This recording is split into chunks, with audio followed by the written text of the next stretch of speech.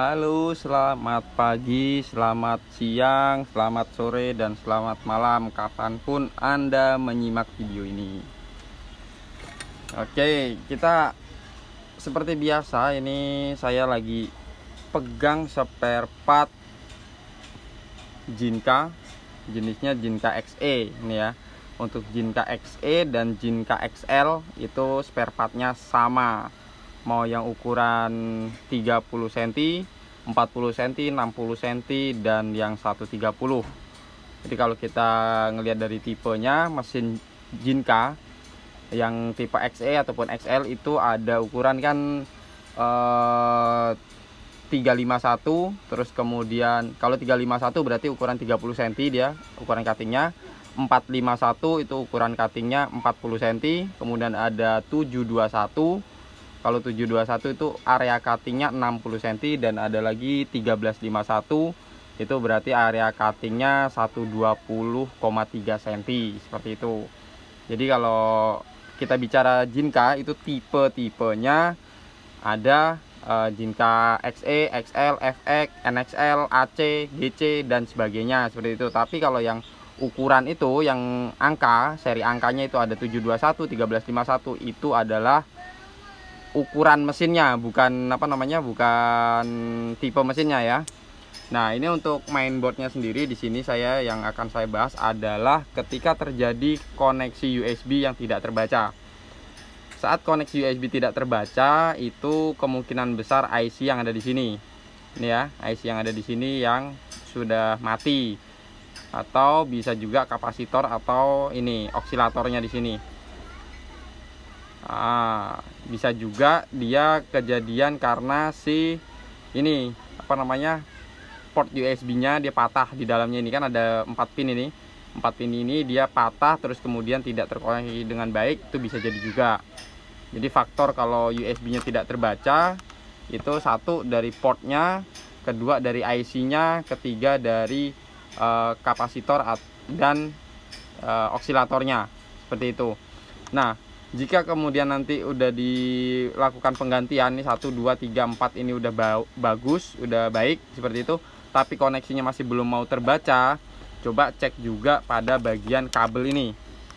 Ini kabel 10 pinnya. Jadi kabel 10 pin ini dia menghubungkan dari USB board ini namanya USB board ya. Dari USB board ini ke mainboard utama, ke sini. Nah, seperti itu.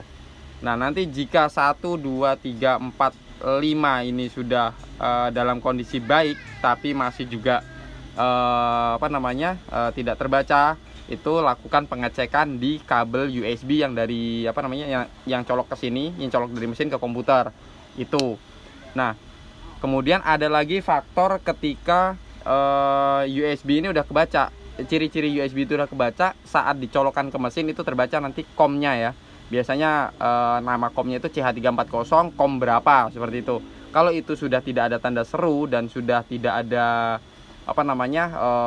warningnya di situ, itu harusnya bisa berfungsi seperti itu ya. Jadi kalau misalnya dia masih ada tanda seru, coba cek juga ke driver USB-nya, driver IC-nya, driver mesinnya itu udah terinstall atau belum. Jika driver mesin sudah terinstall, terus kemudian komponen-komponen tadi ini yang udah saya sebutkan itu sudah kondisi baik semua, terus dicolokin masih ada tanda seru, itu berarti ada kerusakan lain di situ. Bisa jadi dari faktor komputernya. Coba lakukan penggantian komputer seperti itu. Nah, nanti kalau misalnya sudah oke semua, CH340-nya tadi drivernya sudah terbaca dengan baik, terus kemudian dikasih perintah cutting tapi nggak mau jalan juga, itu bisa juga cek di bagian mainboard.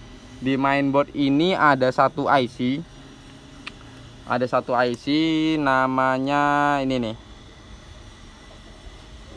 Max 232. Nah, ini IC pengolah datanya. Jadi nanti dari komputer saat dikirim file seperti itu ya, itu kan kelihatan ada biasanya icon loading itu ya, biasa warna biru atau warna hijau. Kalau di arcade itu warnanya biru, kalau di KS Card ataupun CAD Tools itu biasanya warnanya hijau seperti itu, atau abu-abu.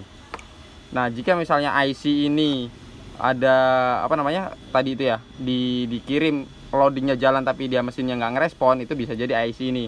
Nah, untuk cara-cara servis ini sangat disarankan untuk yang paham elektronik aja, sama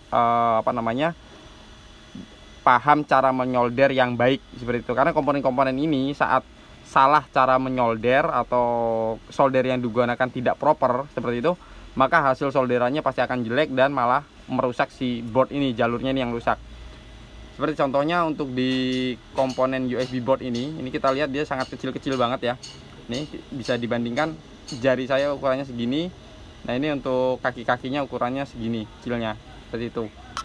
Nih bisa dilihat ya. Tuh. Ini kalau kita mau lihat jelasnya, ini nggak boleh ada yang nempel juga. Ini saya kasih lihat pakai kaca pembesar coba ya. Nah tuh, ini dia kaki-kakinya nggak boleh ada yang sampai hilang ya. Tuh. Itu antara kaki-kaki juga solderannya harus pas, nggak boleh ada yang saling bersinggungan ke kanan kirinya. Nah, seperti itu.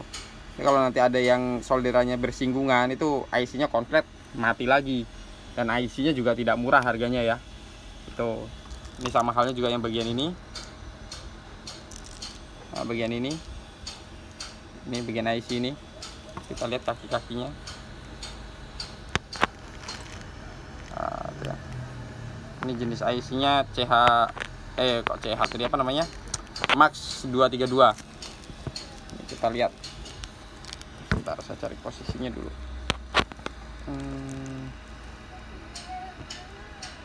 Nah, itu ya. Nih, jenis IC-nya ini.